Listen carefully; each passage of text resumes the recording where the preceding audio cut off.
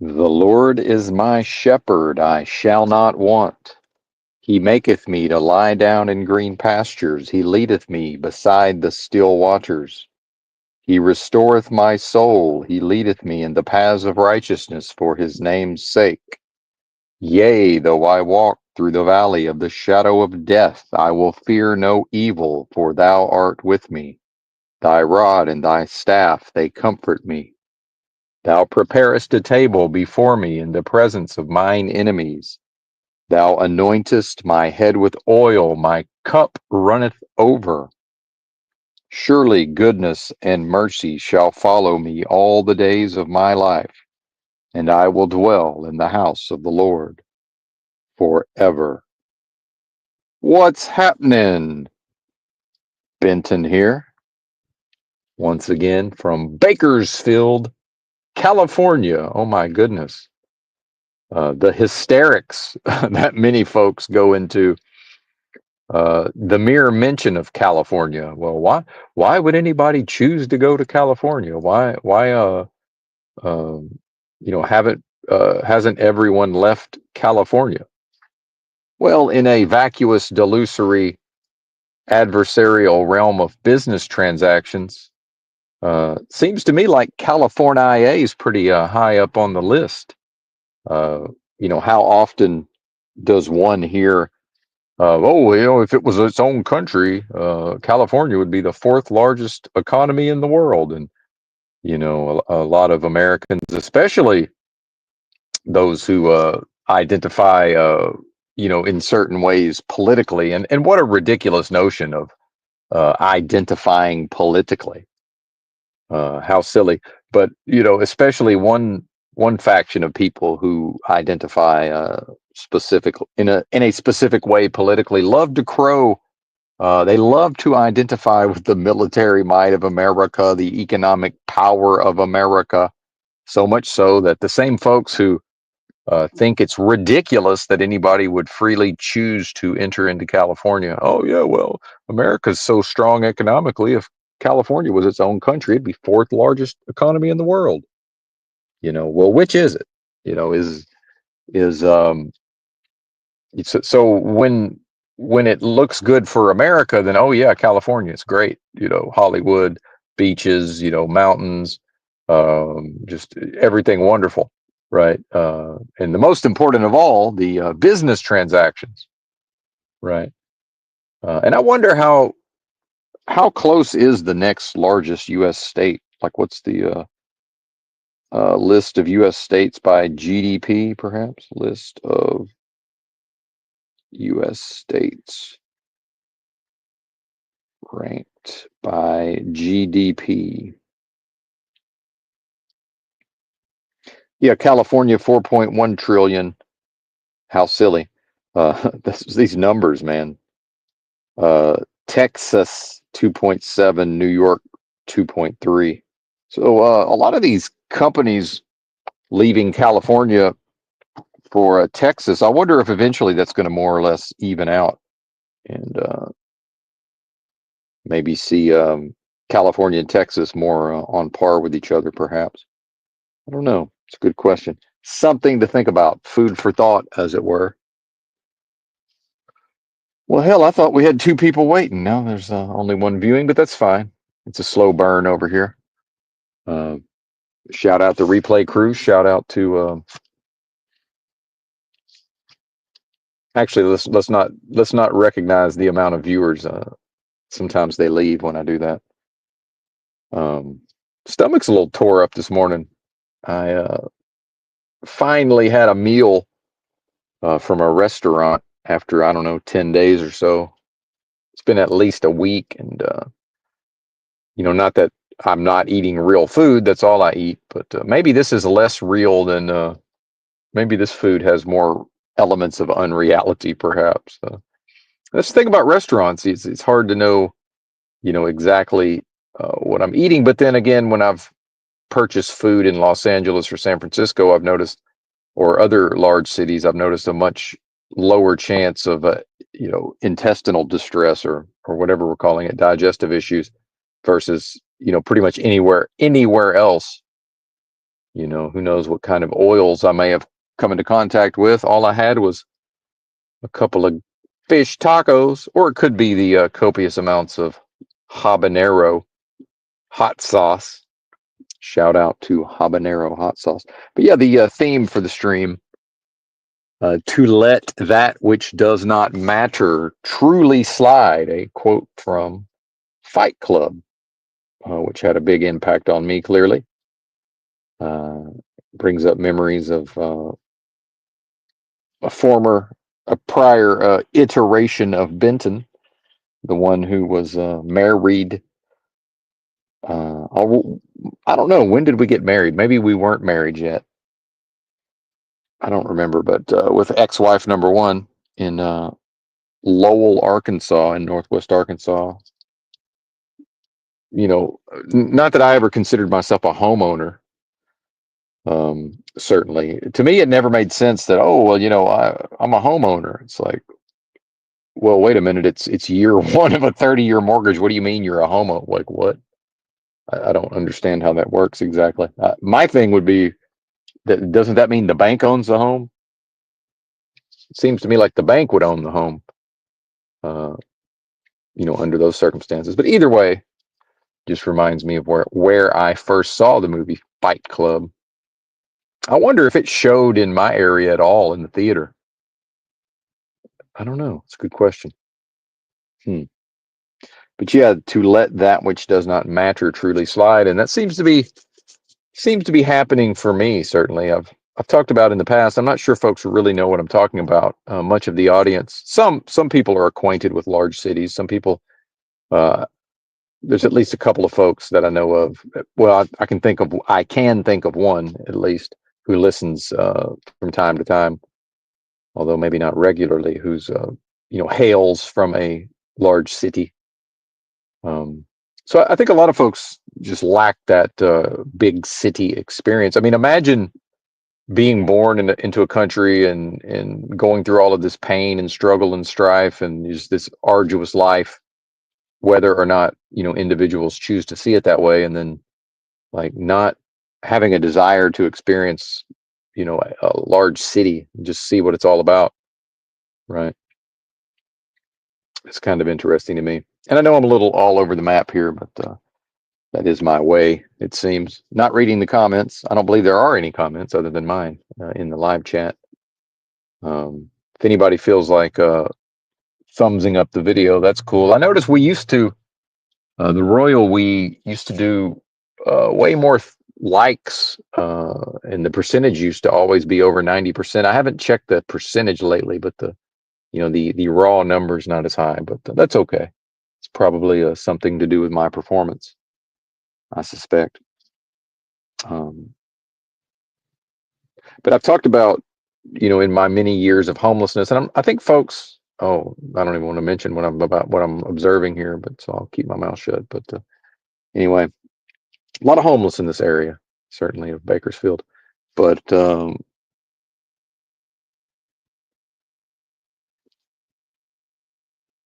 and I'd actually burned out on living in the streets with almost nothing, because that the almost nothing part becomes problematical for me, because that's something, right? It's some possessions.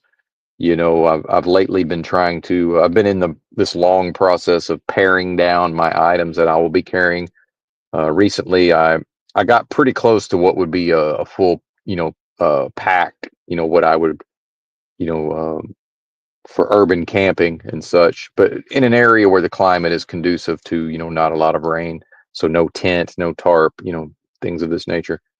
Um, and I've lost the desire, right? And maybe that's part of the to let that which does not matter truly slide. And people are like, what do you mean? You have to have shelter, you have to have this, you have to have that. It's like, yeah, but the level of, yeah, it's slightly, less comfortable or more uncomfortable to carry around less gear, certainly. But then in a large city, there's the matter of keeping the things from being stolen slash, not being targeted, as a for theft. And part of, the traveling I would do, um, bebopping around, generally not sleeping in the same place twice, although with some exceptions. Some of that was intentional and strategic, to make it less likely that somebody would steal my shit. And it wasn't all in large cities. Actually, the large city portion of the urban camping was actually in the minority. A lot of it was just traveling, it's smaller urban areas, and more often than not making camp, in a patch of woods, next to a Walmart supercenter somewhere. So yeah, much less paying attention to not getting my things stolen. Um,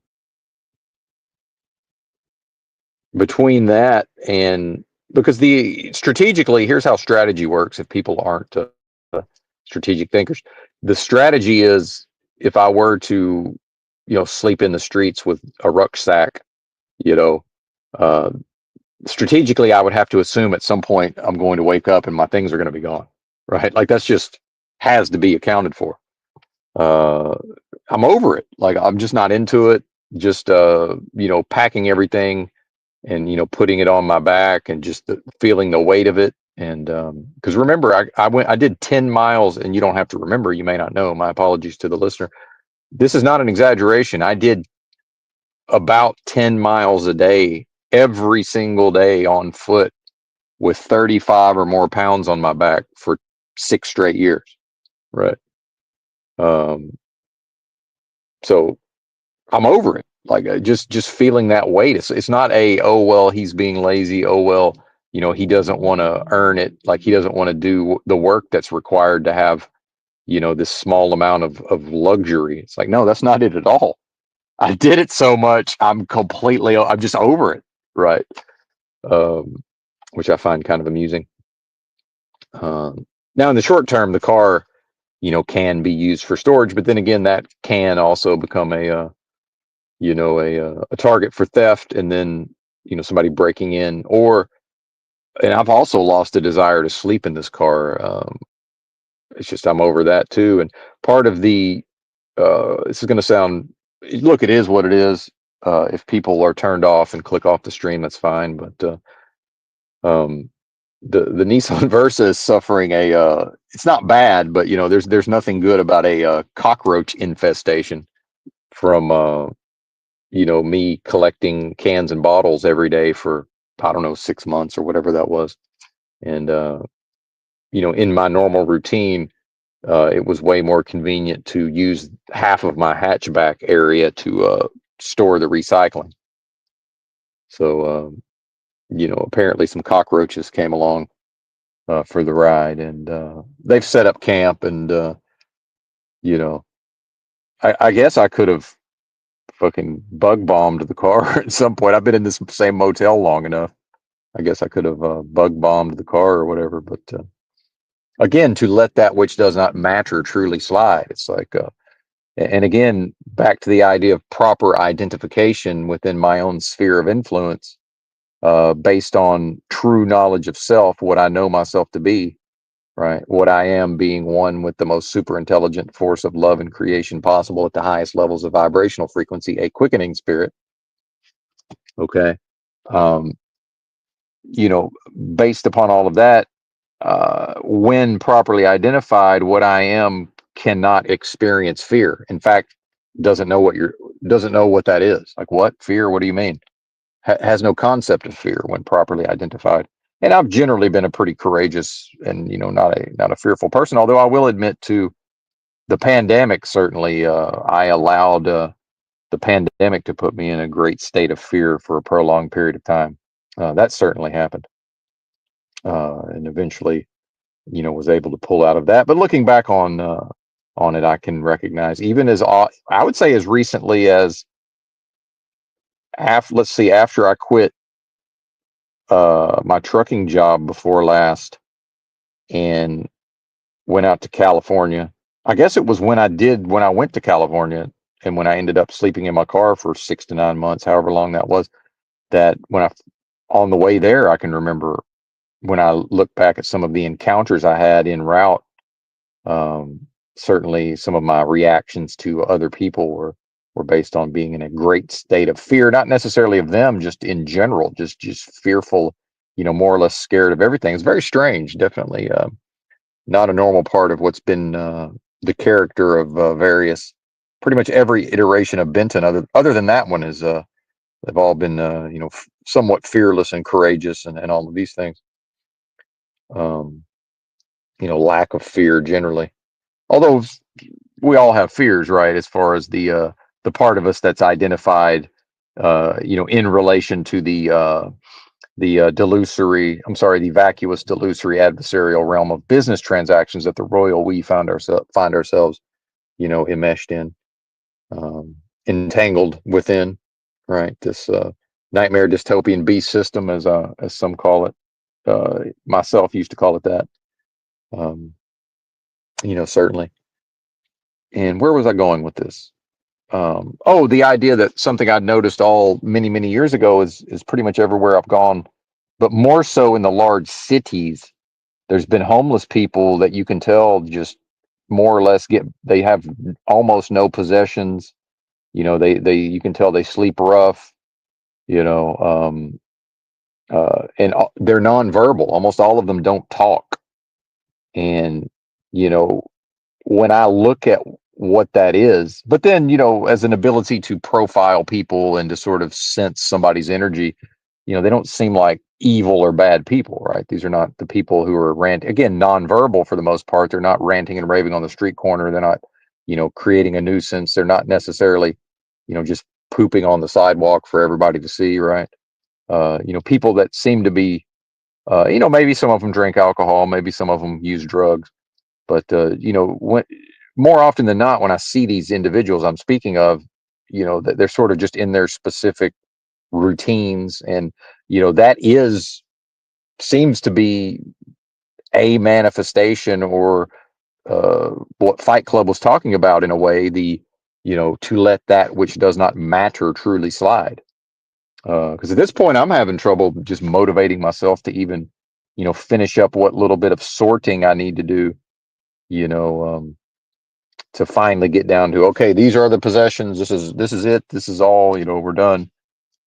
Even if I use the car for storage, I still want, less and less versus more and more.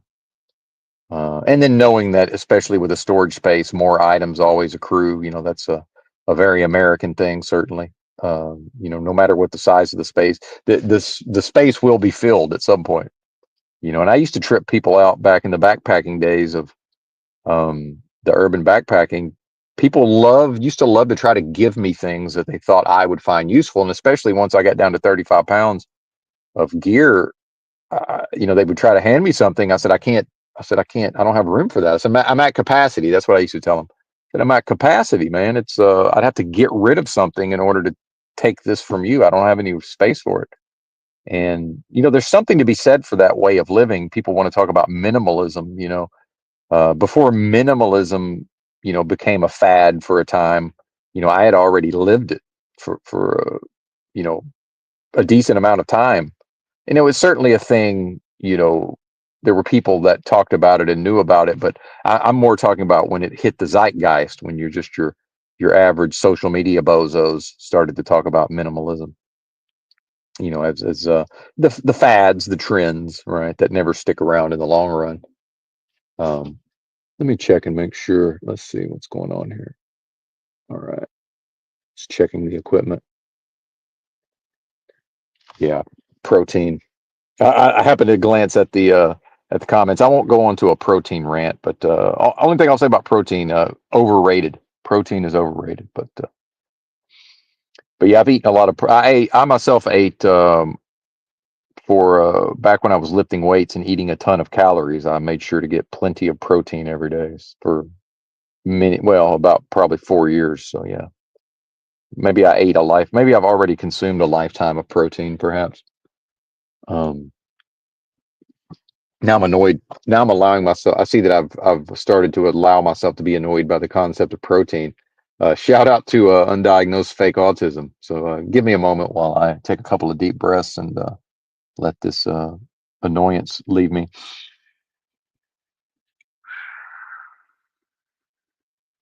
Okay, that ought to do it.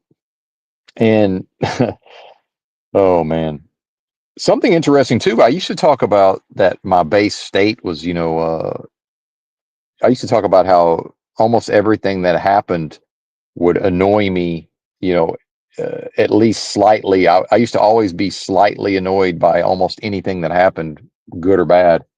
Um, and I talked about, like the Hulk from one of the Avengers movies when Tony Stark was trying to make, Mark Ruffalo, whoever, Bruce Banner. Is it Bruce in the movie? No, David Banner. My apologies. It was only no, it's Bruce Banner. It was David Banner on TV because I shit you not, the Hulk television show from the 70s or the 80s, whenever that was. In the comic book it's Bruce Banner. They changed it to David Banner because the network said Bruce sounds gay. Like no kidding. That was that wasn't that long ago in this country either. It's funny. Um, yeah. So in the Avengers, Robert Downey Jr. is fucking with Mark Ruffalo, trying to get Ruffalo to turn into the Hulk, and finally Tony Stark just is like, more or less like, turn into the Hulk. What the fuck? And Mark Ruffalo's like, well, that's my secret. I'm always angry, basically, because he's like, get angry and turn into the Hulk, and he's like, that's my secret. I think what he means is that's why he can manage it to some extent. Is I'm always angry, which that struck me when I heard that. I said, that makes a lot of sense, actually. And then thinking about my own annoyance and irritation, which is a form of anger, as far as I know. Well, what I've noticed with this proper identification and the 3 months and counting of you know proceeding forward within this delusion, and this is not the delusional part, but within this delusory realm, proceeding forward, and again, time itself being a delusion, or existing only within delusion, the idea of time and space existing within delusion. um, Moving forward, with this true knowledge of self that I've achieved or unlocked, I guess, is a good way to refer to it.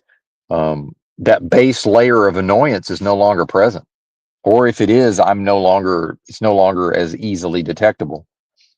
So now that, and I think I'm with the, actually, this is the caffeine, is what this is. This is the, I want some caffeine.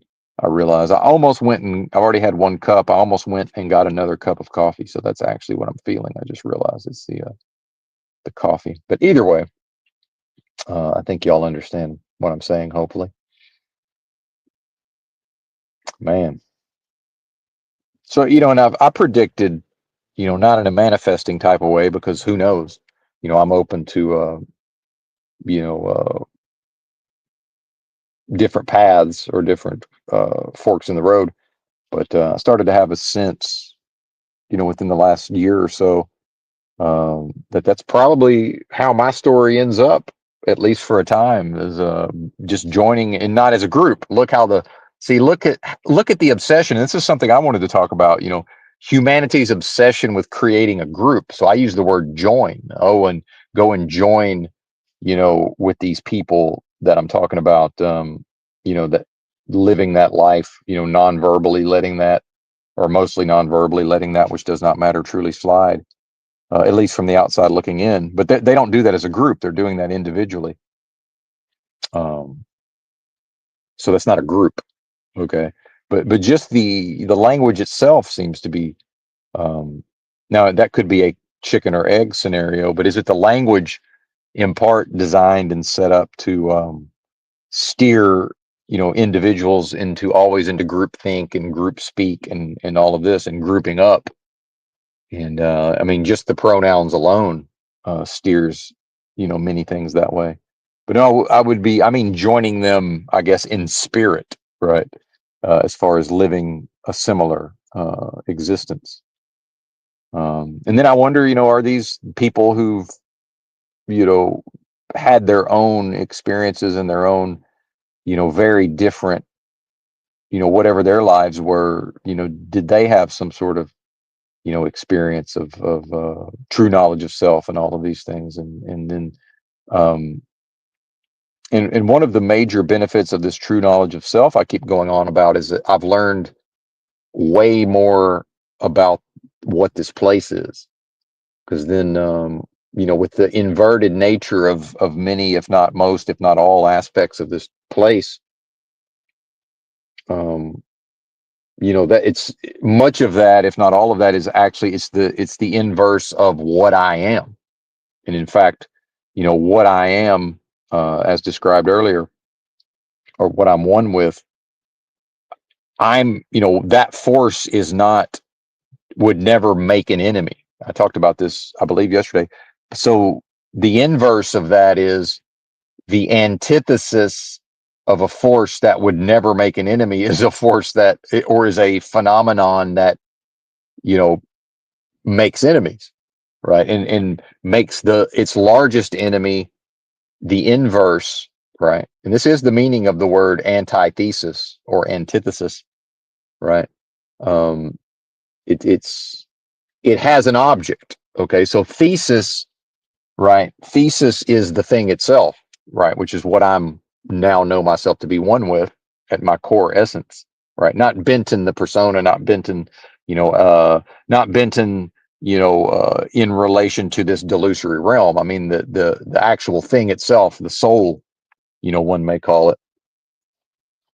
So that if that's the proposition, right, and the proposition specifically would be that force is the highest levels of vibrational frequency possible, and can, no matter what, can always vibrate faster when necessary, right, to take evasive action, perhaps, metaphorically, to dodge the missiles, the metaphorical missiles that may be the slings and arrows, as it were, right, rise above. Okay. And so antithesis, in this scenario, would make an enemy of that and oppose that, opposite or inverse. So, I don't believe I ever would have, well, it doesn't matter what I believe, but, it seems unlikely. And I don't mean that in a vacuum. In this instance, I'm attempting to clean up my language. This is a problem with Southerners. They leave too much unsaid for whatever reason, and leave too much for the listener to figure out, muddying the waters, although not intentionally, a cultural muddying of the waters. So either way, I'm not sure I would have come to recognize these truths that I'm talking about. And another interesting thing, something else I'm finding interesting, is I'm losing my desire to continue to analyze what the realm is doing, what the delusion is doing with, wars and AI and, self-driving big rigs and automation and the so-called economy. And, and I've spent a great deal of time, what the political system is doing, just on and on and on. And in the past, I've spent a lot of time, analyzing and pondering and educating myself, researching, and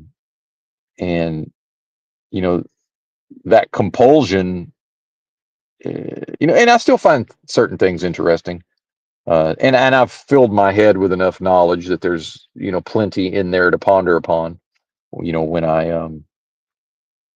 that is part of how I'm never bored. There's always something for me to think about and ponder and deep think upon. Certainly. Um, but yeah, there's a simplification in me, in Benton, and in me, the one speaking, right? The persona, performing within the realm. There's been a leveling up, an exponential leveling up of my ability to um, know the nature of this place. The more I know the nature of thesis, the what I am one with, because I'm not saying that I am that force, because that then implies that I would have control of that force. Well, that force doesn't know what control is. I hate to break it to you. Love doesn't know anything about control. Love doesn't know what control means. Like, what are you talking about? I don't know what that is. Right. So what I am one with doesn't know. So with the speech, the way that these things are discussed, many people would then say, oh, well, he's almost implying that he's like implicitly in charge of or control of this thing. No, that love doesn't have a leader. There's no leadership in love, right? Now, it can be a loving act in a specific context to guide and protect and lead. That's not what I mean. Outside of a specific context or specific endeavor, right? Uh, you know, what is the need? Like love doesn't do that, right? That's not a thing that love performs. You know, love doesn't control. Love doesn't know what that is. You know, um,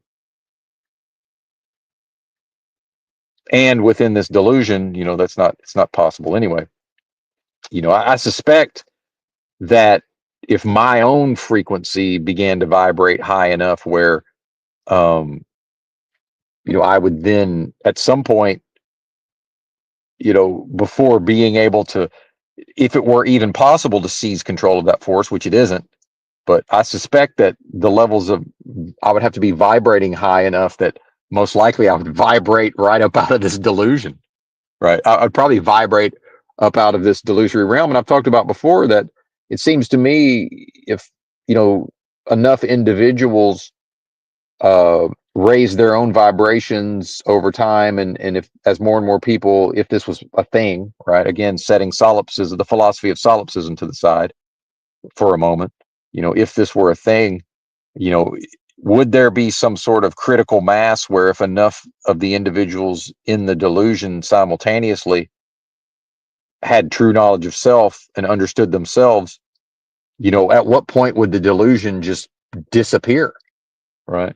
And that not be what would be referred to as heaven? Because when the delusion is gone, what's left? Well, what's left is the most super intelligent force of love possible at the highest levels of vibrational frequency, contained within which is antithesis, of course.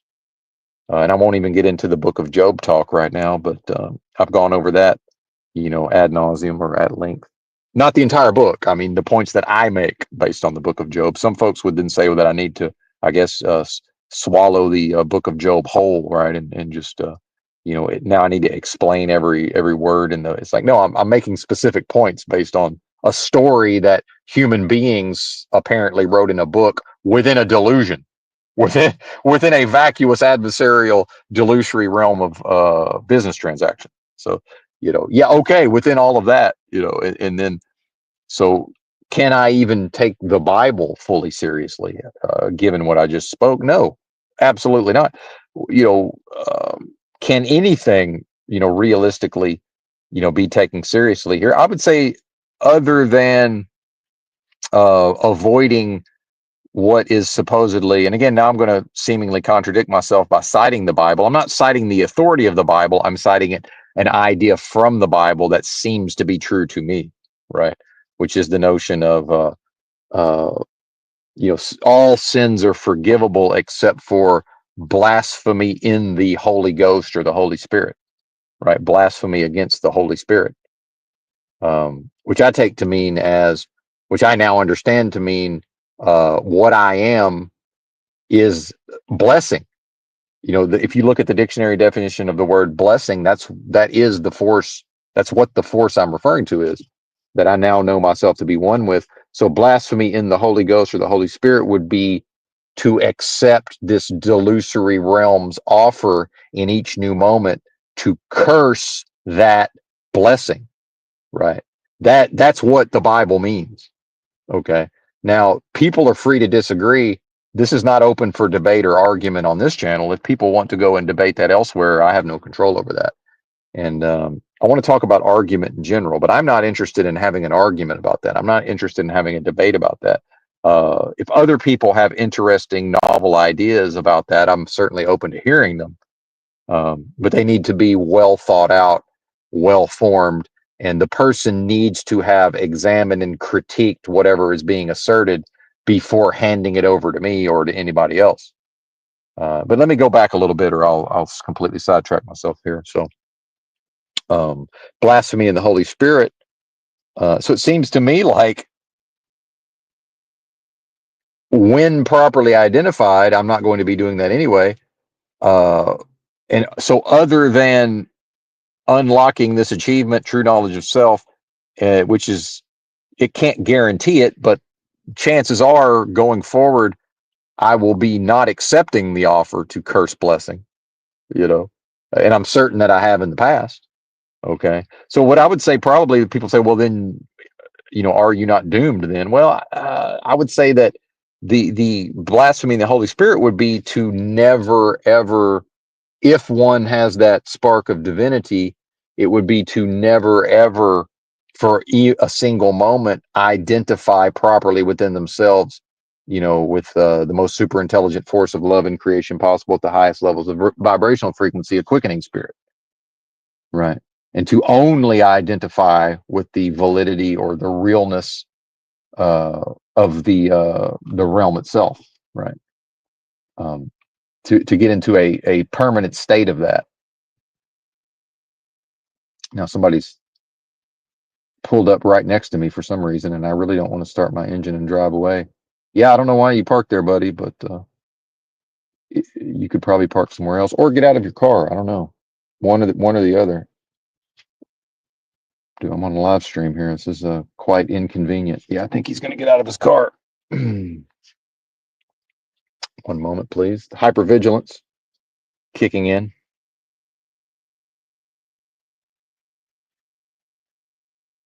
And back to something I've talked about on this stream. Again, this just everywhere I go, this happens, right? And not the targeted individual side of things, which I'm not, but just if there's going to be some action and I'm in an area, it's going to happen. This guy's basically in my energy sphere. If you look at the distance, our energy spheres are overlapping, and now more people are coming. So the only people in this immediate area are both within my energy sphere right now, as I sit in my car doing a live stream. Yeah. Like, that's never a coincidence. And I don't believe in coincidence anyway, but this is never like that. So it's something about my vibe and my energy, right? There's something, quite bizarre. There's a lot of parking spaces, right?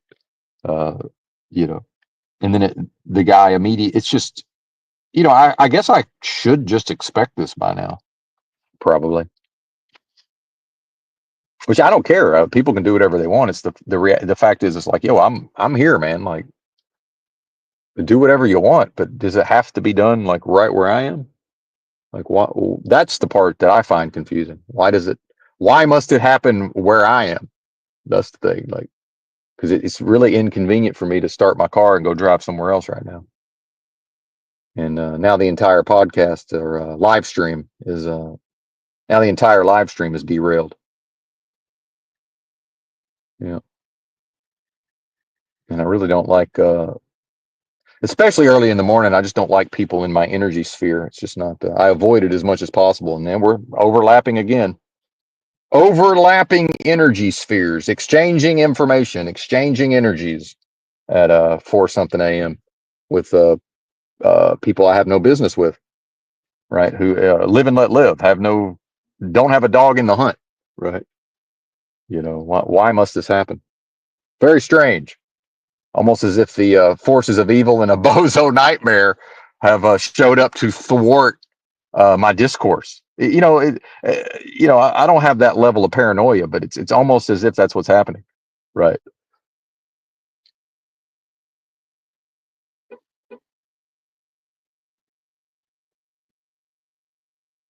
Quite strange. I mean, if I had video of this, this would just be, you'd just be like, "What is this?" Just to be total just total shaking of the head, right? You'd be like, "What even is this? Like, what is happening?" Then this is a hotel. I don't see anybody. Are these guests of the hotel? I don't see anybody going into a hotel room. Right here comes security to run them off. Yeah, you're about 5 minutes late, Bubba. About 5 minutes late.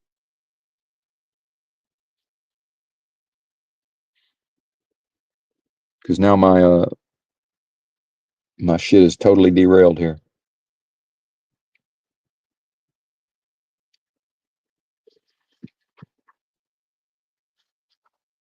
Crazy.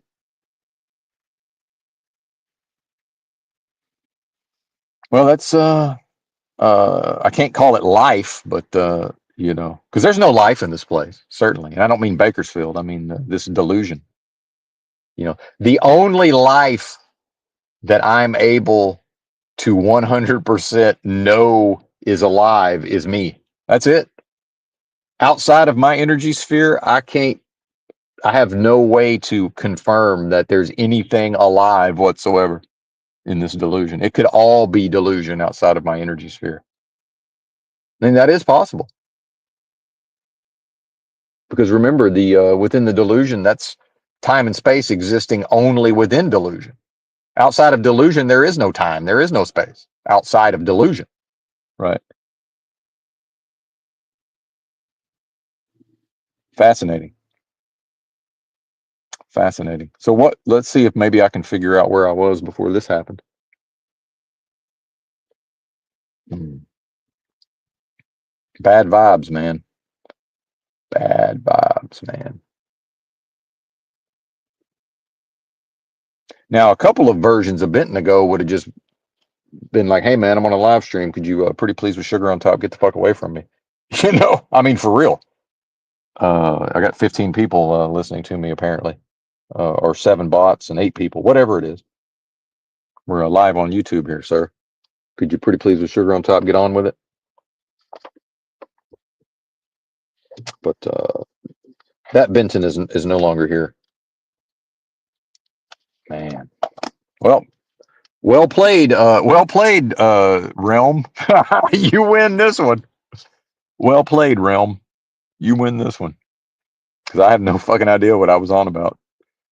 Oh man, can I remember this? The tangent I was almost went on.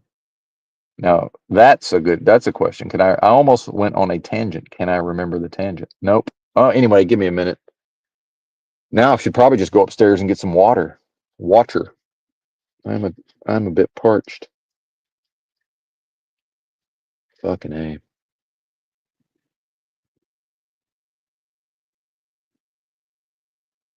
I know I'd started something about the, you know, leveling up my knowledge of the what this place is based on knowing that, you know, perhaps all of the realm itself exists, you know, it's an inverse of what I am. Right. And then I got into explanations about how some people assume that I'm saying that that I have control of that force. It's like, well, that force doesn't know what control is, so I'm not sure how that works exactly. Oh, and then I talked about if enough people, if they're again setting the philosophy of solipsism to the side, if in fact Nancy Pelosi's MS-13 spark of divinity, if that's actually a thing, well, if enough people tapped into that and you know, a critical mass was reached, um, you know, at what point would the delusion itself seemingly disappear, right? And then wouldn't whatever was left be heaven? Because then all that would be left, you know, but also always contained within the thing itself is the antithesis or the potential for the, you know, antithesis to then manifest as delusion or, you know, delusorally. Is that a word? Delusor. I don't know. Probably is. Delusor. Let's not do that. And when I talked about how I was losing, you know, desire to continue, you know, learning about, you know, politics and the government and economics and the AI takeover, so-called, you know, the automation and all of these things. Hmm. Where does that leave the discourse? I should have just shut my fucking mouth and just waited the 5 minutes for it all to just. But then the energy's overlapping again. I can handle a certain type of bad vibe energy. It's just early in the morning, I don't do well. I actually kind of ran away from a homeless woman when I was coming back with my coffee because, again, it's mathematically impossible that just there she is, you know. So I chose to just run ahead of her so I could get up to my room without overlapping the energy spheres and thus exchanging energies on some level. That seems to be how it works within this delusion. I don't know. Maybe that's Certainly seems real. I mean, I know that to be the case. And some, I understand as I observe some of these thoughts, some may say that you're starting to sound paranoid. And what I would say is, well, what does it matter what it sounds like? Right now, it's like I talked to you yesterday about the separation of intention, how intention is not outside of myself. Intention is not going to be nearly as important or critical as many folks believe. It's again an inversion, right? And how many times have you heard people apologize after something goes awry, and they're like, "Well, that's not my intention," especially when whatever discussion is occurring, and now the person who's in error is realizing that, well, maybe they're going to be put in a position to potentially have to answer for something and apologize, although many folks will do anything to avoid that, as we know. But so one of the most frequent and earliest excuses will be, well, that wasn't my intention. And my thing is, yeah, well, what does your intention have to do with what's occurred here? Like that's neither here nor there. What's the intention have to do with it? Right. So same thing when people are like, oh, that sounds like a cope, that sounds paranoid, it sounds this way, it sounds that way. It's like, yeah, but what does it matter with respect to what manifested truth, or what truth is manifesting, right? What relevance is how that sounds, which is a critique or a characterization, right? Saying, well, that sounds paranoid. It's like, yeah, that's a characterization. That's not a one-to-one. That's not a through line to, well, Benton must be paranoid. It's like, well, that's a state of being.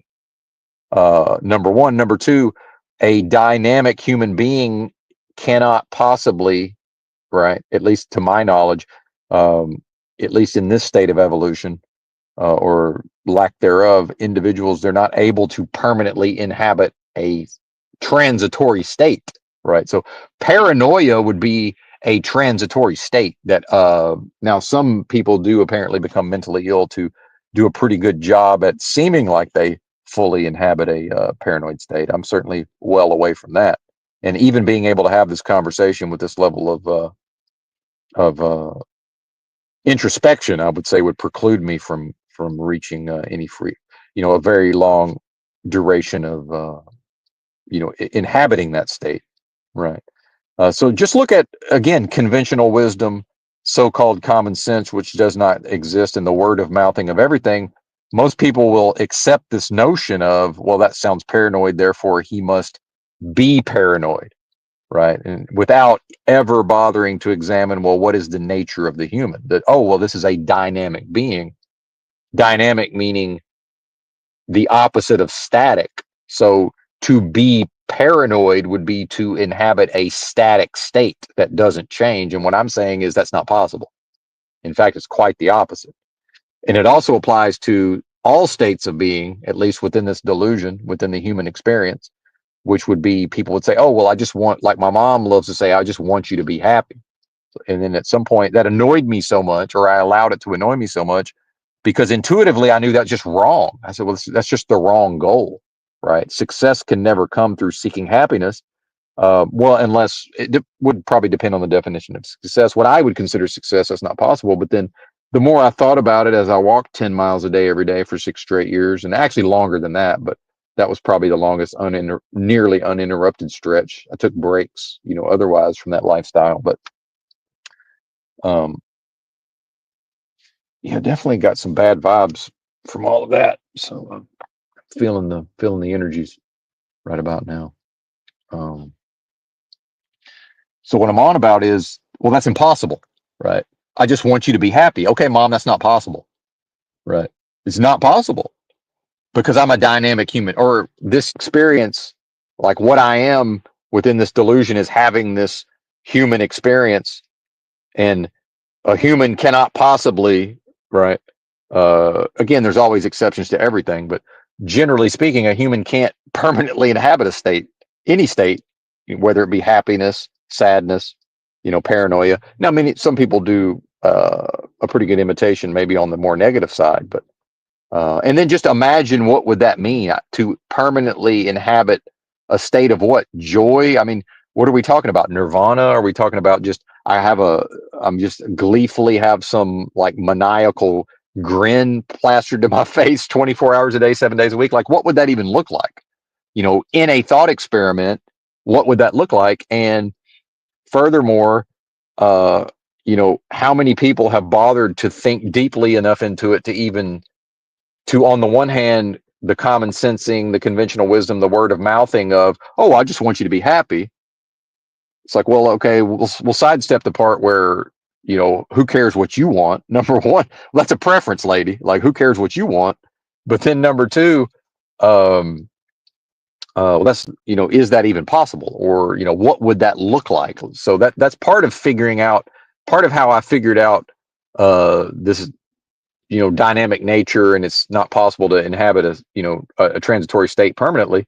But then, so part of figuring that out was, okay, let's have a thought experiment and let me just sort of imagine in my mind's eye, not that well, anyway, imagine, how would that look from the outside looking in, were I to permanently inhabit the state of happiness, right? What would that look like? And shout out to one of my favorite channels, Millennial Steam, and he noted that happy people don't work miserable jobs, right? So, okay, mom, like, let's just say it's possible that I was to permanently inhabit this otherwise transitory state of happiness. Well, now I'm unemployable. Now I'm unemployable because happiness ain't showing up to the fucking salt mine to punch the clock. Oh man, I tried to fake laugh there, but and then connect it to some of these bad vibes to get rid of the bad vibes, but I didn't want to blow your eardrums out with being as loud as I would need to be. Quite adept at managing and working with the energies, as some folks may know. But yeah, that got me, and it's funny. And now I want to talk more about this because I call these space invaders, people that invade my personal space. It's almost always on the right side of my body because historically that's where I've had the like the built up repressed trauma and bad vibes of the past. It's my perception is that's in my right upper back and shoulder. And so now I'm experiencing like pain and discomfort in that area, right? And surprise, surprise, this guy drove up and parked on my right side, of course. And when I talked about, energy spheres are overlapping and exchanging energy, I don't like this. Well, it's through my right side, it's through that area, right?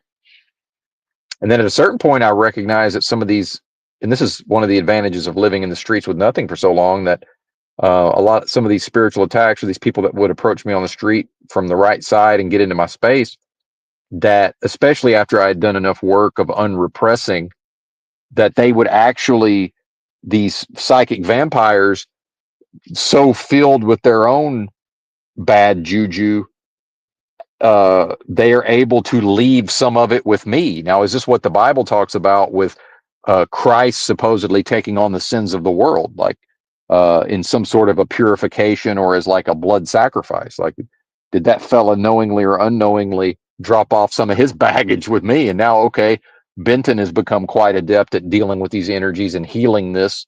So now it's left to me to get it up, to get shed of it, as my people like to say, right? To get it up off of me. Could be because I feel it. And this idea of Christ in the Bible, going through these physical tortures and then, Mel Gibson making the movie about it, this, what I'm describing here is like a psychic version of that, right? It's not and then, so when you look at the parabolic nature of, much of Jesus's teaching in the Bible, right? So then is it possible that the literal, the physical side of blood and the, being whipped and the flesh and the physical injury, and there's a meme we've seen the government perpetrate around this idea of, well, physical, it's like psychological operations, if you guys have ever seen this patch, because physical wounds heal, right? So in fact, is that largely metaphorical in the story of Jesus, right? I'm beginning to suspect it is, or it could be both, right? It could be physical and psychic, and now, humans in America, with society, are in a time when the physical, tortures, well, well, I don't even want to get into who gets physically tortured here. I don't even want to think about that right now. But at least for a grown adult in this sort of society, that with the state maintaining a monopoly on violence, although for the most part, not across the board, but so what's left is the psychological side of things. So I suspect whatever I'm now feeling within the energy sphere here is does not originate with me, right? And anyway, even the stuff I carry around, that only exists within a delusion. So what's the difference? So I'm now interpreting the story of Jesus in a new way, in real time. You're welcome. Uh, maybe think about donating just so I can maybe pay for the StreamYard if I run out of time. But if not, that's fine. Either way, doesn't really matter. But what's the fucking difference? Jesus would have known that. Well, this pain and this trauma and all of this, well, that only exists within this delusory realm. So and then of course that being presumably would not have ever accrued his own, pain, psychic pain through his own action, being sinless in the story of the Bible, right? So from my perspective, you know, with this true knowledge of self filled with the Holy Spirit or the Holy Ghost, that's all I've prayed for. I don't know if y'all know this. That's all I've prayed for years now, is to be emptied of wickedness and be filled with the Holy Spirit to serve the kingdom of the Most High, which is again the most super intelligent force of love and creation possible at the highest levels of vibrational frequency, a quickening spirit. Well, ask and ye shall receive, apparently, because the royal we is effectively there. But so I'm realizing, like, what's the fucking difference? If this guy drops off some of his bullshit, and I'm dealing with it either way, like, what's the fucking difference? uh Mine doesn't exist. His exists just as much as mine does, or mine, it doesn't exist. It's only within a delusion anyway, right? What here can strictly speaking be personal? If we think about it, if the royal we thinks about it, what is possibly personal other than, right, other than antithesis setting its sights on undoing thesis? Again, thesis being the validity or the authority of the most super intelligent force of love and creation possible at the highest levels of vibrational frequency, right? Yeah, it's fascinating to think about. And you know um, and that's what, again, the idea that love conquers all. Love doesn't conquer anything. That's an inversion. See, we that's antithesis inverting, and that's antithesis inverting and then describing uh uh thesis. And what I would say to antithesis is, that's you, partner. That's not me. That's you, buddy. Right? Because what I am don't know what you're talking about.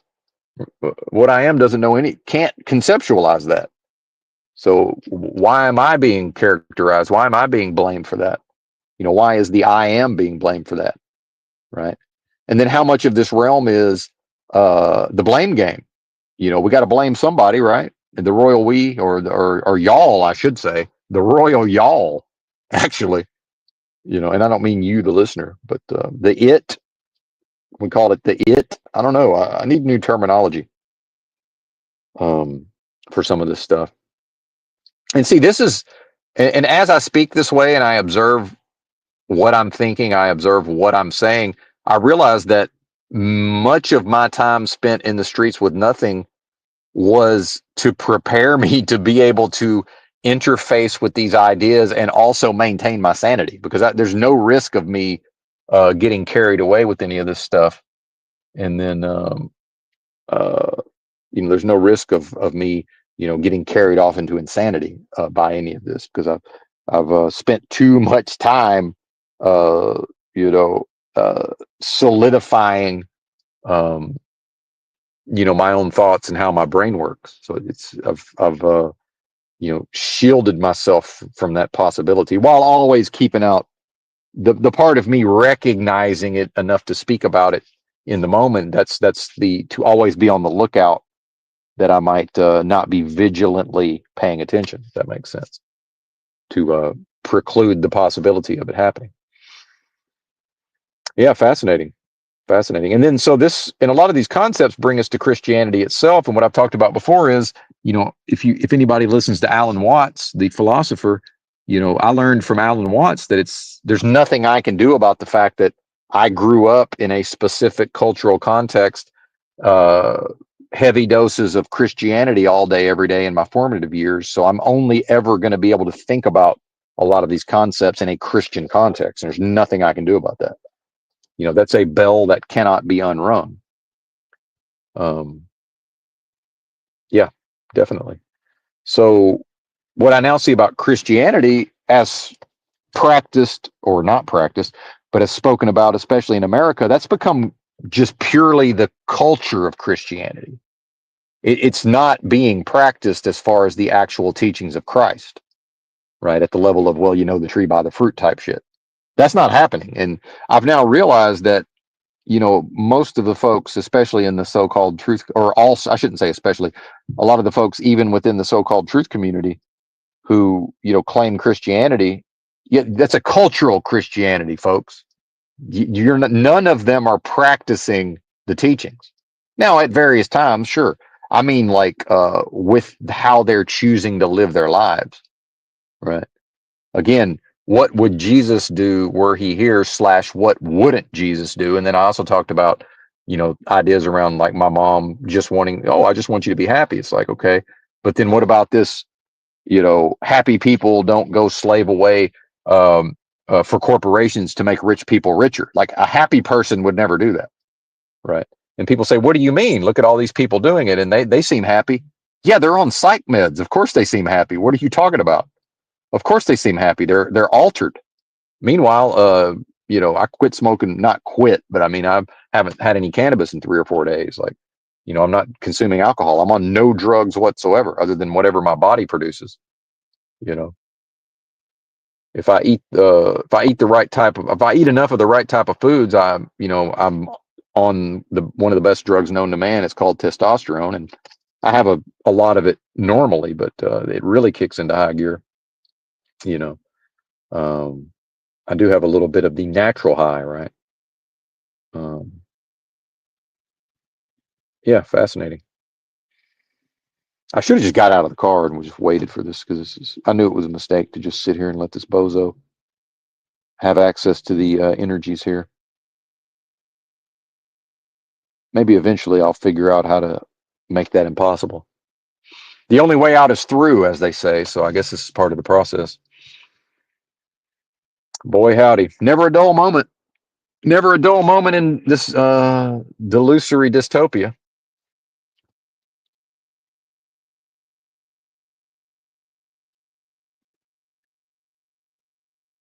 Well, thank you. I'm glad you like listening to my thoughts, Monel. Good to see you. Um, but yeah, to let that which does not matter truly slide. And then, just the definition of the word matter itself, and the idea of this as this place as a material physical realm, which those descriptions that's involved in the word matter. But then the word matter also means relevance, and then, examining the language itself, it's like, what even is this, man? So then is that sort of hidden in plain sight to let that which does not matter truly slide? Well, none of it matters if you're talking about the composition of the place, because it's not physical or material in the first place. So, uh, same thing with a concept like Black Lives Matter. It's like, well, if you look at the various definitions of the word matter, what's actually being discussed here, right? It's very interesting. Very interesting. But yeah, back to the critique of Christianity, which I know a lot of folks are into. Um, a person can call themselves a Christian. Meanwhile, I don't call myself a Christian. Um, but I've come to realize that it's a cultural thing, because you have other cultures, especially within America. Well, what's been one of the big cultures that, the people who politically identify with the color red, well, they really, go into a tizzy around the culture of like LGBTQ or whatever, LGBT. Let's just leave it there, LGBT. So, oh, well, if a person is repelled by LGBT, repelled that's a direct, like, so they're repelled away from something and then moving towards what? Christianity. But these people in their low level of spiritual development, right? People, unenlightened persons in a low level of spiritual development can't practice Christianity. And by Christianity, I mean the teachings attributed to Jesus Christ in the Gospels, the New Testament of the Holy Bible. Well, they're not capable of it. And again, they know they're not capable of it, whether or not these individuals would admit to themselves, right? Whether or not they have that level of introspection, they're not able to actually live based on the teachings. So that turns it into a cultural Christianity. Okay, well, being repelled by the LGBT and other cultures, right? Okay, now also attracted towards, well, identifying with a cultural phenomenon dressed up as a religion, right? And the history of that phenomenon, right? Again, we know the tree by the fruit. It's the book that church-going Christians claim to follow. It's right there in the book. You know the tree by the fruit. And the Bible says, make the tree good or make the tree rotten, basically. One or the other, okay? So when I look at the churches, it's pretty quickly we see, well, that's a rotten tree. Yeah, the tree's no good, man. So what is the benefit to the individual and the individual's family and the individual's local community having been repelled by LGBT? See, this is a trap of the system. This is the system itself operating both sides of this thing. So, okay, repelled away from certain things morally, and then attracted to and pushed towards a cultural Christianity. Well, isn't the being still in the same? Isn't that the same trap? Isn't that part of the same trap? Right? Repelled away from the color blue towards the color red. Right? Well, isn't that the same trap? Doesn't the political system exist within the delusion? Right? So now, how could it ever be anything other than a mistake to personally identify in relation to a portion of a delusory realm of business transactions by saying, okay, well, individually repelled away from the morality of a portion of the delusory realm of business transactions. So to be, and then saying, well, that would be in error, that would be the fall of man, would be to be morally this one type of way. But then the trap is to then say, okay, we're claiming Christ, we're claiming, and they, I should say, not we, they're claiming Christ, they're claiming all of these things, and it's attached to morality, which, what does that do? That then frees them up to behave just as immorally as the people that they've been repelled away from. And antithesis says, hey man, either way is fine with me, because it's rotten fruit either way. It's a rotten tree either. Do you think antithesis gives a fuck about anything as long as the tree itself is rotten? That's all the antithesis cares about, is the tree needs to be rotten. And antithesis doesn't care if it looks like a cultural Christianity and people talking about Christ and doing this and that. Why would antithesis care? It says, well, I'm still running the show. Antithesis would say, well, I'm still, these people are still behaving based upon what I've indoctrinated and steered them towards. So what's the fucking difference? Divide and conquer. See, it's antithesis that knows about conquering. So and this is the point I tried to make earlier. I think maybe I was making this point when we got interrupted. So it's antithesis that would say love conquers all. See, it wants, again, the idea that Satan has no trouble preaching the gospel of Christ as long as Satan gets to preach it in his own way. Right? That's what this is. It's to say love conquers all. No, it doesn't. It doesn't conquer anything, because love doesn't know what that means. That's how confused if these are, again, individuals within this realm other than myself, setting the philosophy of solipsism to the side for a moment. That's how confused and inverted and in error these people are. And which again, that's on them. It's got nothing. Who cares? I don't give a fuck. Do whatever you want. But don't try to correct me. Don't try to, and I got specific people who want to characterize, oh, well, you sound this way, or oh, you're being histrionic. And I'm like, that's a characterization of my behavior. What does my behavior have to do with an intellectual? Like what, huh? Like, why am I being attacked for my behavior? Like, what is this? Right? That doesn't sound very Christian. If Jesus were here, I'm pretty sure he would not be. I'm pretty sure Jesus would not be. You know, characterizing my behaviors, right? Uh, in order to keep me away from making certain points, right? It just like happened when I first got to Bakersfield in the 7-Eleven over here.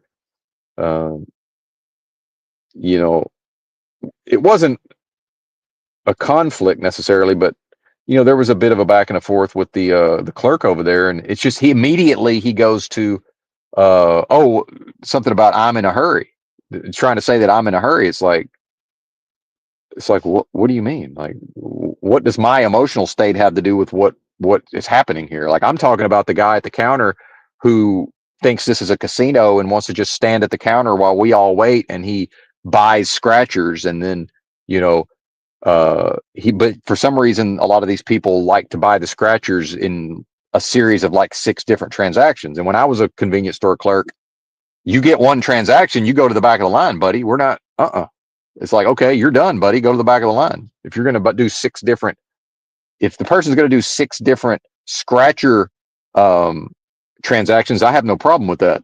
But you're not doing them while these 5 people wait. So as soon as I'm like, hey, what's going on? Like, why isn't it the next person's turn, more or less? That immediately becomes a critique of my behavior or my emotional state. Oh, well, why are you in a hurry or whatever? And it's like, well, wait a minute. What does my emotional state have to do with the fact that this person is apparently free to just stand here? If I come in here with enough money, can I just stand at the counter and buy things one at a time, like all day long? Maybe I can. I don't know. I don't know. Is that fair? Is that loving? Is that a proper society, right? But then as soon as I bring it up and that uncomfortable tension starts to build, it's like, oh, well, there has to be something wrong with Benton. Oh, well, the problem here is not that the guy is being allowed to monopolize the space through purchasing of scratchers. That can't be the relevant factor. It has to be, oh, there's something wrong with Benton's emotional state and his behavior. See, and humans, this is a sickness. This is a psychological illness, and humans do this to each other everywhere we go. So then once that all unfolds, we're again, now that it's my turn, I'm having a bit of a back and a forth with the clerk because he doesn't want to let it go. And pretty soon he's like, oh, well, calm down. I'm like, I said, back to my emotional state. Like, why are you addressing my emotional state, sir? Like, what does my emotional state have to do with what we're doing here? Like, I'm in here trying to get a cup of coffee. Like, I'm not in here. I didn't come here for therapy, right? I'm not here to discuss what may or may not be happening within my own sphere of influence and my energy sphere at the level of my emotions. But that's the gaslighting and the mind control built into this realm. And that's an offer. See, that's cursing my blessing. That's the realm in the moment saying, hello, Benton, would you like to opt into cursing blessing by identifying with this person, the validity or the authority or there's a word I can't think of right now, but that it would be appropriate, the appropriateness of this stranger settling my hash at the level of what might be going on within me emotionally. That's a violation. And I would be the violator by allowing someone else to violate me. That's me violating me. That's a violation. And when I've listened to pretty much everything Dick Gregory, has ever said on YouTube, which some of that may not even be available anymore. It's hours and hours and hours and hours of material. And he used to say that a lot. He used to say that's a violation. And I never truly knew what he meant. And I finally figured out he's speaking based on the true knowledge of self, the knowing what he is, right? The I am.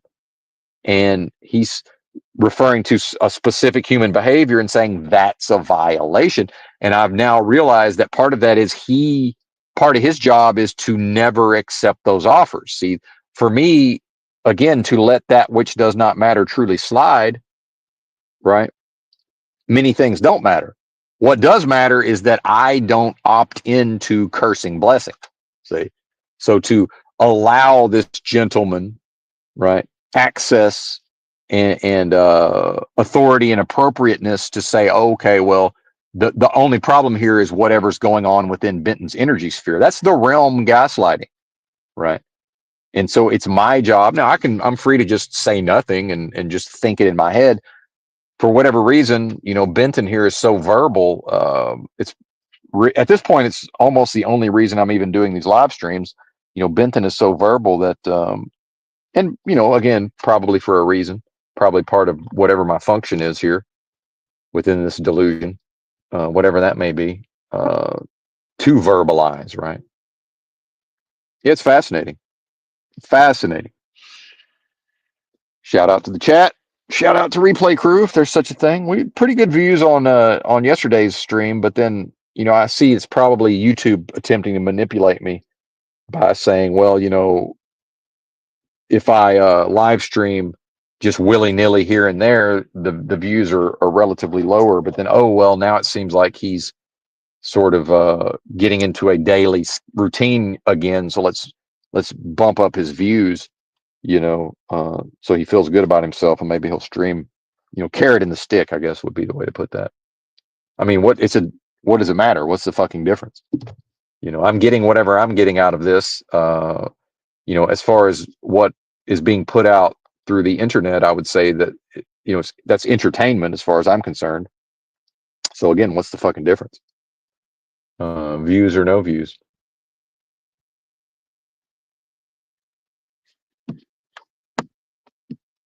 And then I see the trap of these people who became content creators during the pandemic, and now that's what they're going to do for a living. A lot of them, as long as humanly possible, they're going to earn their living as content creators. I absolutely could have, had I chosen to, I absolutely could have joined that bandwagon, especially if y'all had any idea what the views were on the Nightmare Dystopia podcast. It's somewhere I've got screenshot. Well, I don't anymore, but at one time I had screenshots of all of that data, and it's fairly impressive, I would have to say, the number of people that downloaded and listened to the podcast. And there was definitely a large enough of an audience that I absolutely could have turned that into a job. That's a prison. That's a trap, right? Now again, now I'm defining myself in relation to that would be for me to define myself, based on those the never-ending series of business transactions. To turn my, if I would be willing to call this my message, right? If I was willing to call it my message or whatever, again, that can never be to let that which does not matter truly slide. To turn my own, I don't know, is cosmology the right word? Whatever this is, to try to turn that into a business. Again, what would that cause? That would lead to stagnation. Now we're stagnating, right?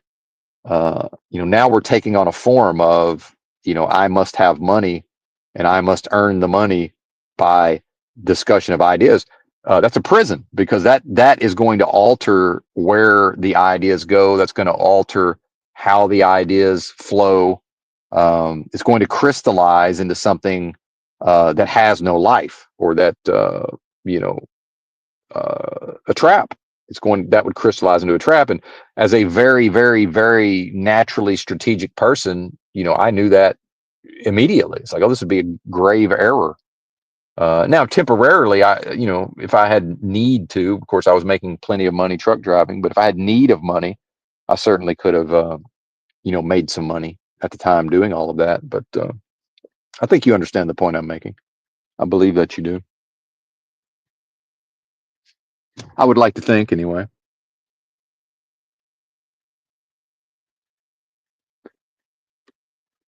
Well, Joe Moore, I hate to break it to you, but light exists only within delusion. So, in fact, that's not a thing at all. But either way, however one decides to characterize, you know, um, but I would take umbrage with the we, because I'm not a light being, whatever that is. So just understand, you can say Joe Moore is free to say we are light beings. Just understand that I'm not in that group. So Benton is not a light being, but if Joe Moore is, more power to him. Right. Again, live and let live. You know, I'm fine with all of that. So, but that ain't what I am, sir. That is not what I am. Uh, nope. Unless you mean the most super intelligent force of love and creation possible at the highest levels of vibrational frequency, a quickening spirit, right? Frequency. And I don't know enough science. If frequency is that light, right? Is frequency light, right? See, this is where thankfully I don't have a big enough of a brain. So maybe Joe's right, and I'm just not intelligent enough to know that he's right. So either way, doesn't really matter. I know I would trust. I don't know. I would trust that Joe's not offended by that. Good to see you, sir. Good to see you, sir. But and that's why I'm careful not to ever say, well, based on my true knowledge of self, this is what we are, right? And I think this is one of the errors of a lot of the Eastern stuff I've read. You know, a lot of this Eastern philosophy and religion and teaching. It's this idea of these monks and these meditators. Yeah, I'm certain that those individuals did, many of them, attain self-realization, true knowledge of self, and all of this. To me, the error, or an error, is then then every other perceptible human, right? Every other thing that seems to be a human has to also be exactly that. It's like, no, it doesn't. Absolutely not. It's completely possible that I am what I am, and I know what I am, and it's also possible that I'm the only discrete being in the realm, and that these other things look and come across as the same as me. That's proof of nothing. The fact that they seemingly are that, right? So then, how much of these writings, especially of the Eastern, right, the Buddhists and the meditators, again, the Hindus and all of this, how much of those writings are intentionally fucked with, just like I talk about the Bible intentionally fucked with. How much of that stuff was intentionally fucked with? How is it going to appeal to people? How is it going to be digestible to the masses? And my first wife was born in a Buddhist country, lest we forget, and her family was not Christian. They claimed to be Buddhists, although they didn't practice it. But um, that's what they align themselves with, at least on some level, culturally, I suppose. And um, yeah, I think y'all understand the point I'm making. Um, and certainly the idea of Buddha under the Bodhi tree or whatever, these high level monks certainly would have had to have had a concept of what I'm talking about here. They would have had to know that, well, now they individually have no way of proving, unless, I don't know, is there a high enough level of vibrating to realize that, or maybe from their perspective, it's like, well, yeah, it's all just one thing anyway. Like, it's all that force, because they might just say, well, yeah, Benton, we understand what you're talking about with antithesis being contained within thesis and all of this, but from our perspective, it's all one thing anyway. So what's the difference? And all I could say is fair enough. But again, within the delusion, right, it's absolutely possible that to just assume that the humans have, every individual human has Nancy Pelosi's MS-13 spark of divinity, right? Now, the fact that Nancy Pelosi, the realm via Nancy Pelosi, is mocking that idea, that certainly fans the flames that, well, maybe that is the case then, right? Maybe that is the case uh, in that case. Yeah, never a dull moment. Never a dull moment.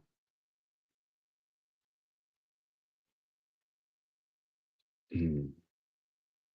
And not to pick on Joe Moore, so I hope Joe doesn't, he typed a comment, which I appreciate, and then I do a bad job of separating the idea from the person who wrote it at times. So hopefully Joe's not personally. And again, that's, now I'm addressing his feelings. Well, anyway, it doesn't matter. Yeah, Joe can handle. He's a big boy. He can handle that on his own. But what I'm talking about here is um, the we are light being side of things.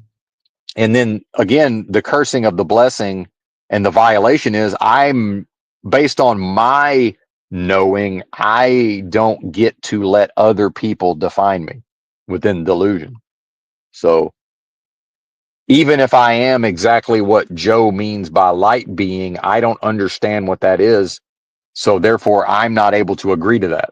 So no, I'm not until I, within my own sphere of influence, singularly confirm that for myself. See, to not confirm that within myself first and to just go along with what's being asserted would be a violation. And I'm glad Joe Moore brought this up, because this is a point I've been wanting to make and haven't made to this point. Is anybody listening to me say all of this, it's really neither here nor there, because it's worthless to the individual until they confirm within themselves what's valid and invalid at the level of their own understanding, their own comprehension, their own apprehension of true knowledge of self, their self, if that's a thing that's possible for them. See, and so that's where there's really nowhere to go based on what I'm espousing here on these live streams, because it's representative of,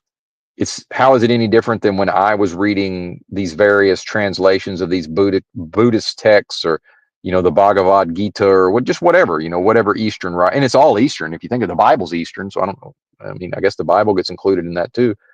It's all Eastern. So the Orient, right? Not the Occident, but um, that those are hints. It's a hint, HINT, a word that's very difficult for me to say in my accent. A hint, right? So and I realized this before I started the stream, and then I could not remember it until now. So thank you for jogging my memory, Joe Moore. And even though I'm sure that was not your intention, or I would trust that that wasn't your intention, who could say? But that when I read all of that stuff, and I'll put the Bible in there too. It's a hint, right? It's a collection of hints for the seeker, right? For the one seeking true knowledge of self, right? Inwardly, those are all hints, right? So maybe Joe Moore, that's one of his hints as well, talking about light beings. Well, that's a hint, right? And if him saying that in the live chat, if that hint helps somebody uh, achieve true knowledge of self, all the better, right? But for me, I must remain strident, to avoid cursing blessing, which would represent blasphemy in the Holy Spirit. And since I'm only able to, since practically speaking, I'm only ever going to approach these concepts from a Christian context because of how I was socialized, right? Then that would be what the Bible would refer to as the only unforgivable sin, which it seems to me the unforgivable part would actually be an unredeemable, or something that cannot be redeemed, meaning it can't escape this realm. So once the level that the individual is vibrating on, once it accepts enough of those offers to curse blessing, would that not be the biblical concept of Christ or God, again in the biblical context, saying, well, I never knew you? The people saying, well, at the judgment, saying, well, we did this in your name, we did that in your name, why have you forsaken us, or why are we being destroyed, or whatever? And it's like, and then Jesus is like, well, I never knew you, meaning, and it ties back into the book of Job, which is like, it's basically everything that's not the most super intelligent force of love and creation possible to highest levels of vibrational frequency can't live, never lived, has no capacity for life, right? That's the I never knew you part, meaning, the I am is that oneness, and it doesn't know death. It doesn't know iniquity. It doesn't know wickedness. So in the judgment would be the returning, right? The leaving the delusion, right? Which is a concept that only exists within the delusion, is to leave the delusion And once the delusion is no longer inhabited, which isn't even a thing, but when the idea or the seeming experience of the delusion, once that's no longer present, all that's left is the I am. See, that's all that remains is the I am.